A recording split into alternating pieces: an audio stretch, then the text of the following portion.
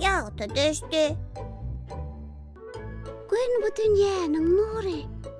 Bolaryň ählisem dogry. Biziň bu dünýädäki ýaşaýşymyz güne bagly. Gün ýaşaýşyň gözbaşy hökmünde tanalýar.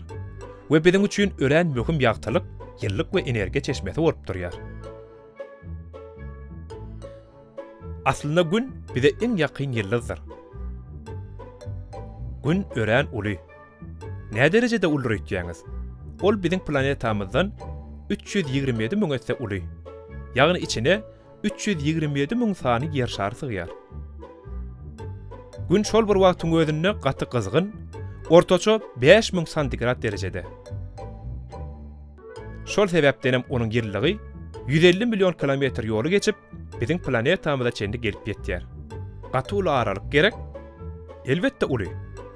Ýöne onuň ýyllygy we ýagtylygy bary ýogy 8 minutda bize gelip ýetýär.